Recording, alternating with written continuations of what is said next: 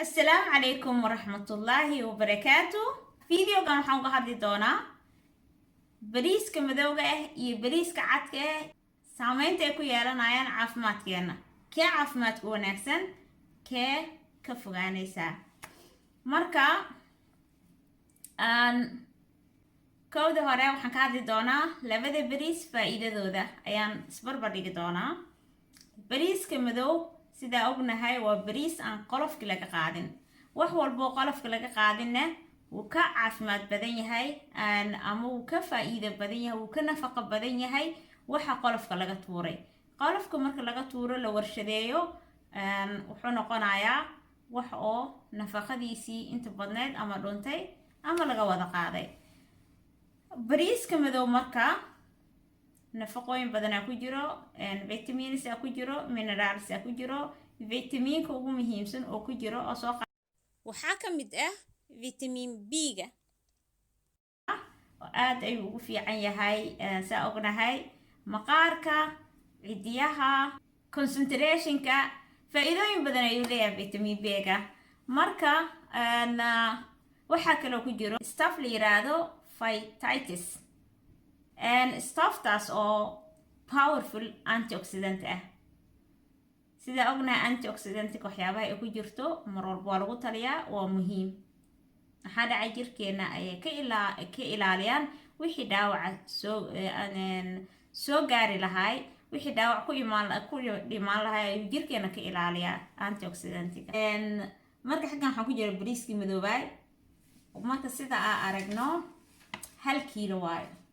nafaqooyinkiisa marka ku jiro haddii aad soo qaato fat wuxuu haystaa 2 gram, carbohydrate-ka 34 gram.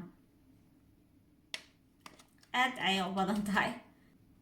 fiber-ka 2 gram. uu yar yahay fiber-ka. waxyaabaha madow badanaa waxaa ka sugnaa fiber badan, laakiin fiber-ka aad ayuu ugu yar yahay. protein-ka waa 4 gram. kiiladan 4 gram ku jirto ase xataa too much ma aha, laakiin protein ku jiro. faa'iido ayuu dhinacaas ka leeyahay. bariiska cadka ah haddii aad murqa dhisayso kale 0 protein waaye. wax nafaqo ah aad ka helaysid ma laha bariiska cadka, laakiin kan ugu yaraan xoogoo nafaqaa ka helay. halka bariiska cadka ah uu ku fiican yahay haddii qofku uu la nool yahay xanuunadan sida waxyaabaha cuntooyinka kale uu leeyahay ku yahay allergic uu ku yahay, sida cuntooyinka gluten-ka ay ku jirto oo kale uuna qofka xamili karin.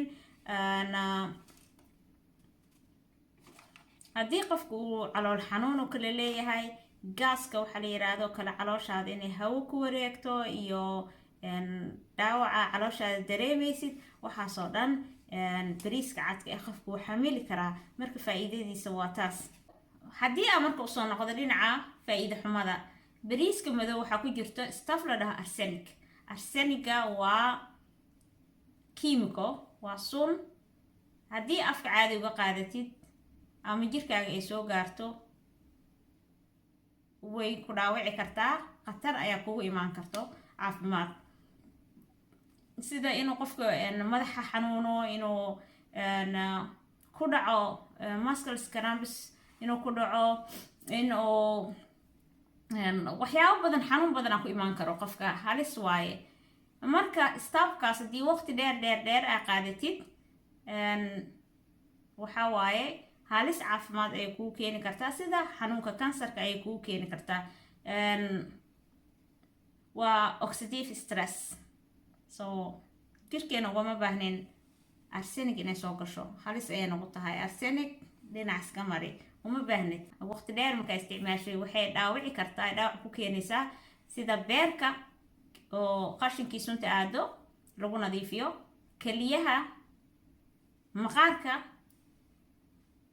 waxaa laga yaabaa maqaarkaaga inaa noqotid wrinkles yeelatid oo laalaab yeelatid oo daqoodi dhaqso, ama oo uu ku isbedelo maqaarkaaga. hair loss oo kale keenaa, tinta inay kaa dhacdo kale oo tinta weysid bidaara ku geli karto. halka bariiska cad faa'iidadiisa ay tahay arsenic kuma jirto. maxaa dhacay qolofkii dhan waa laga tuuray oo nafaqada degaysa oo arseniga degaysa oo wax walba degaysa waa laga tuuray. so waa nadiif waaye, khatartaas oo kansar kugu keenaa ma jirto. laakiin hal wax ayuu kugu keeni karaa bariiska cadna faa'iido daradiisa. waxaa laga yaabaa waqti dheer haddaa isticmaashay inay insulin resistance kugu keeno oo badsatid. in diabetic haddii aaba tahayba kasii fogow bariis cad, uma baahnid inaa cuntid. marka haddii aa cunaysidna wax yar cun. marka labadii waan isbarbar dhignay. hadda marka waxaan samayn doonaa, waxaan cuni doonaa bariiska caddaay iyo kii madoobaay. waa isbarbar dhigayaa, sonkortaysu saameyn ugu yeelanayaa, fiirinayaa siday u kacayso. so ila socda. hadda marka waxaan cabiri doonaa blood sugarkayga ama inta sonkor dhiigayga ku jirto. saaka waxaan cunay quraac fudud, kaarbiska ku yaryahay ama sonkorta ku yar tahay. saacado badanaa kasoo wareegtay. hadda saacadda waa 1:00 duhurnimo.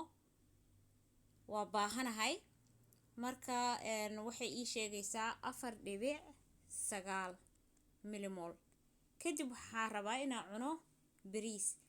waan ka xumahay bariis cad oo nadiif ah waa waaye, gurigayga ma joogi.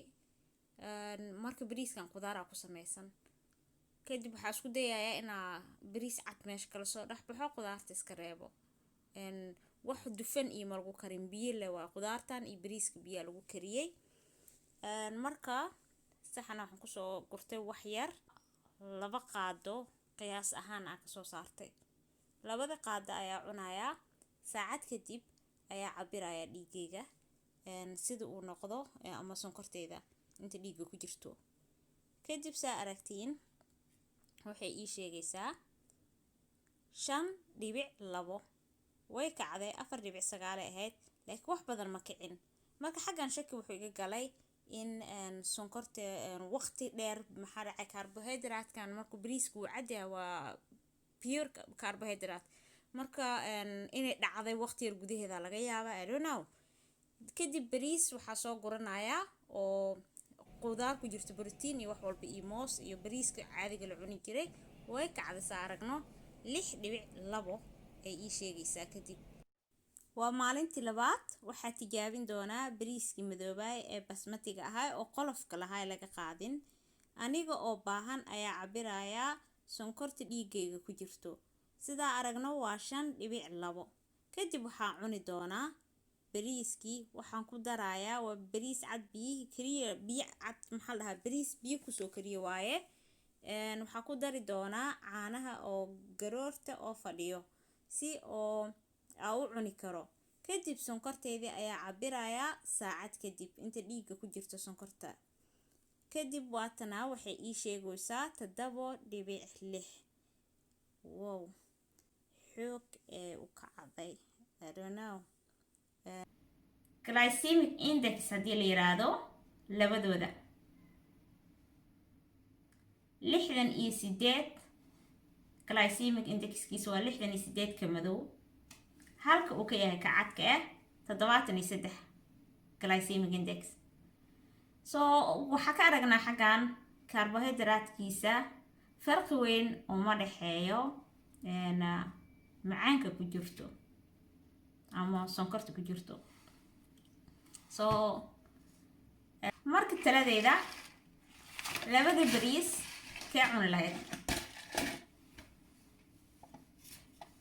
aniga labadoodaba